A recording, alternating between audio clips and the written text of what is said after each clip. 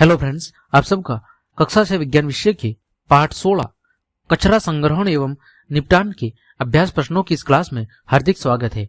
ये हमारा अंतिम चैप्टर है। चैप्टर 1 से लेकर 15 तक सभी चैप्टर के मैंने क्वेश्चन आंसर बहुत अच्छे से सॉल्व करा रखे हैं। वो सभी क्लासेस आप चैनल की प्लेलिस्ट पर जाकर आराम से देख सकते हो। इस क्लास में हम आपके अंतिम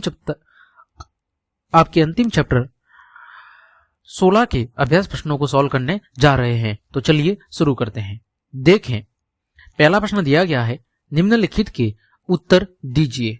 पहला प्रश्न है, लाल केचुए किस प्रकार के कचरे को कंपोस्ट में परिवर्तित नहीं करते हैं। जो लाल केचुए हैं वो किस प्रकार के कचरे को कंपोस्ट में यानी खाद के रूप में परिवर्तित नहीं कर पाते हैं।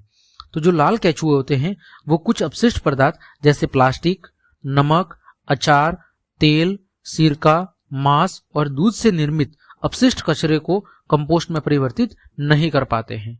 ठीक है। दूसरा प्रश्न, क्या आप अपने कंपोस्ट खड्डे में लाल केचुओं के अतिरिक्त किसी अन्य जीव को भी देखा है? यदि हाँ तो उनका नाम जानने का प्रयास कीजिए और उनका चित्र भी हो सके तो बनाइए।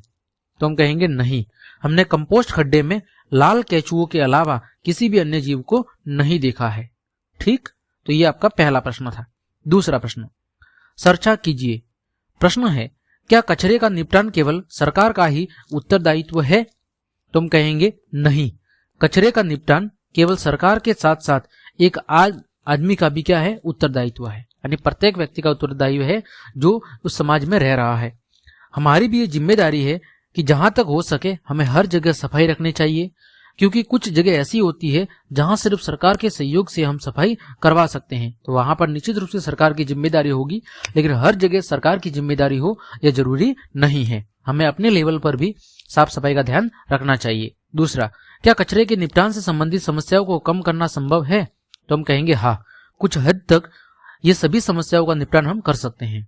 जो भी कचरा हम फेंक देते हैं उसमें से कुछ चीजें ऐसी होती है जिनको हम दोबारा प्रयोग में या उपयोग में ला सकते हैं। इसके साथ वो चीजें उपयोग की है उन्हें और बिना उपयोग की चीजों को अलग अलग कर भी देना चाहिए। यानी जो चीजें उपयोग की है उनको अलग करना चाहिए, जो रिसाइकल है, जो रिसाइकल नहीं हो सकती उनको अलग करना चाहिए। इससे कचरे के निपटान के साथ साथ चीजों का सदुपयोग भी हो पाएगा। यानी इस तकनीक की मदद से हम उन चीजों को दोबारा उपयोग में ले पाएंगे जिनका दोबारा उपयोग किया जा सकता है रिसाइकल के जरिए। जैसे पानी, तो पानी एक बार उपयोग करने के बाद जो गंदा हुआ है उसको हम फिल्टर करके या रिसाइकल करके दोबारा उसका उपयोग दूसरे कामों के लिए कर सकते हैं। ठीक है। अगला प्रश्न संख्या 3। पहला प्रश्न है, घर के बचे हुए भोजन का आप क्या करते हैं? तो जब भी हम घर में खाना खाते हैं तो कई बार ऐसा होता है कि खाना पीछे बच जाता है और हमें यह देखते हुए खाने को फेंकने की जगह उसको फ्रिज में रखना चाहिए ताकि खाना खराब न हो और हम उसे दोबारा खा सके।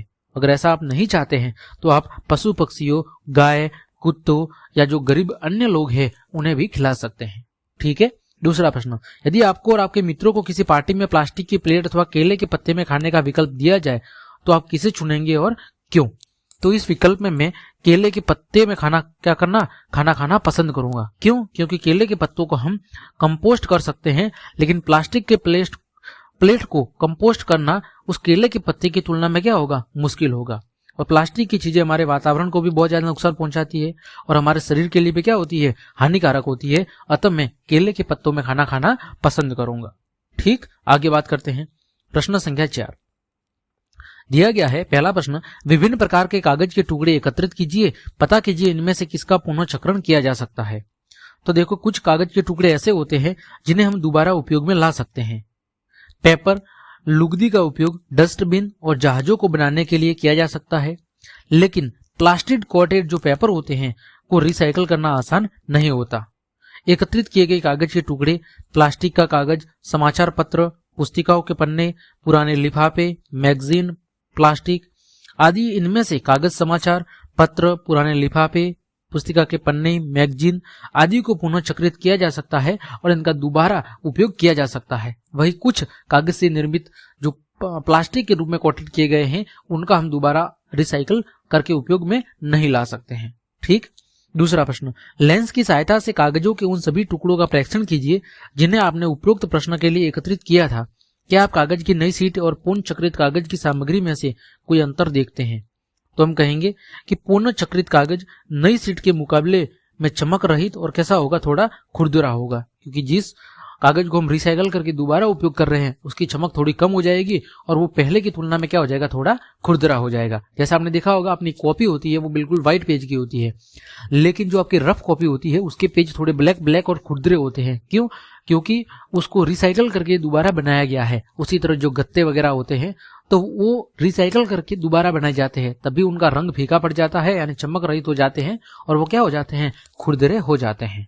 ठीक है, अगला प्रश्न, 5वां प्रश्न दिया गया है, पैकिंग में उपयोग होने वाले विभिन्न प्रकार की वस्तुएं एकत्रित कीजिए, इनमें से प्रत्येक का किस उद्देश्य के लिए उपयोग किया जाता है, समूह में चर्चा कीजिए। तो देखो, पैकिंग के लिए कई प्रकार की ऐसी वस्तुएं होती है जिनका हम पैकिंग में उपयोग करते हैं। जैसे कागज का उपयोग हम पैकिंग के लिए करते हैं, प्लास्टिक पेपर का, प्लास्टिक डिब्बे का, रंगदार और चमकीले कागज, इन सभी का उपयोग हम पैकिंग के लिए करते हैं। ठीक। दूसरा, एक ऐसा उदाहरण दीजिए जिसमें पैकेजिंग की मात्रा कम की जा सकती है। देखो, तो पैकेजिंग की मात्रा किसमें कम की जा सकती है, तो जब पैकेजिंग बड़े पैमाने पर की जाती है तो कम पैकेजिंग सामग्री का उपयोग किया जाता है, जबकि पैक किए जाने वाले उसी पदार्थ के छोटे पैकेटों को अधिक पैकेजिंग सामग्री की क्या होती है, आवश्यकता होती है। उदाहरण के लिए 1 किलो चाय की पत्ती और 250 ग्राम के 4 पैकेट पैक करने में, मतलब क्या हुआ कि अगर पदार्थ की बड़ी मात्रा को हम एक साथ पैक करेंगे तो ऐसी स्थिति में हमें पैकेजिंग के लिए कम सामग्री की जरूरत पड़ेगी। जैसे उदाहरण बोला है कि 250 ग्राम के समझ लीजिए 4 पैकेट आपको अलग अलग पैकेज करने हैं, अलग अलग क्या करना है, पैक करना है, तो उसके लिए ज्यादा पैकेजिंग की सामग्री की जरूरत होगी। लेकिन उन चारों को अगर हमें एक साथ पैकेज करना है या 1 किलो के पूरे पाउच को एक साथ पैकेज करना है तो उसके लिए हमें कम पैकेजिंग सामग्री की आवश्यकता होगी। तो हमें जहां तक हो सके बड़ी मात्रा को एक साथ पैकेज करने की व्यवस्था करनी चाहिए ताकि कम से कम पैकेजिंग सामग्री का उपयोग हो। अगला प्रश्न, पैकेजिंग से कचरे की मात्रा किस प्रकार बढ़ जाती है, इस विषय पर एक आपको कहानी लिखनी है। तो देखो, पैकेजिंग से कचरे की मात्रा क्या होती है, बढ़ती है, क्योंकि पैकेजिंग के लिए इस्तेमाल किया जाने वाला पदार्थ शुरू में कचरा नहीं होता, लेकिन उसके बाद उसे कचरे में रूप में गिना जाता है। उदाहरण के लिए घी के टीन में घी एक कचरा नहीं है, लेकिन घी के उपयोग के बाद टीन क्या बन जाता है, एक कचरा बन जाता है। इसी तरह एक फ्रिज, पैकेजिंग, कार्डबोर्ड और लकड़ी की चादर में इस्तेमाल होने वाले जो बर्तन हैं वो केवल क्या है, बाद में एक कचरे के रूप में ही रह जाते हैं। ठीक। अगला प्रश्न, क्या आपके विचार में रासायनिक उर्वरक के स्थान पर अपेक्षाकृत कंपोस्ट का उपयोग उत्तम है? रासायनिक उर्वरक की जगह जो कंपोस्ट है, जो प्राकृतिक खाद है, जो केंचुओं के द्वारा कंपोस्ट खाद बनाया गया है, क्या वो उचित है? तो हम कहेंगे हाँ, रासायनिक उर्वरक के स्थान पर कंपोस्ट है वो अपेक्षाकृत कैसा है, उत्तम है। एक तो रासायनिक उर्वरक महंगे हैं, दूसरा ये हमारे पर्यावरण या परिवेश को क्या करते हैं, प्रदूषित करते हैं, हमारी मृदा को भी प्रदूषित करते हैं या दूषित करते हैं। दूसरी तरफ कंपोस्ट सस्ते हैं, हमारे परिवेश और मृदा को दूषित यानी उनसे किसी प्रकार का नुकसान भी नहीं होता, ये मृदा के उपजाऊपन को बढ़ाने का काम भी करते हैं। इसीलिए रासायनिक उर्वरक की अपेक्षा हमें कंपोस्ट खाद को महत्व देना चाहिए। तो इस प्रकार हमने आपके अध्याय 16 के जितने भी अभ्यास के प्रश्न थे उन सभी प्रश्नों को बहुत अच्छे से सॉल्व कर दिया है, और इसी के साथ साथ आपकी कक्षा 6 विज्ञान विषय के सभी चैप्टर्स का सॉल्यूशन की जो क्लास थी वो आज यहीं पे खत्म होती है। अगली क्लास में हम कुछ और नई सब्जेक्ट को शुरू करेंगे। तो क्लास देखने के लिए आप सभी को धन्यवाद। अगर आपको मेरी क्लास पसंद आई है तो फिर लाइक, कमेंट, शेयर और सब्सक्राइब जरूर करें। आज के लिए इतना ही, मिलते हैं अगली क्लास में।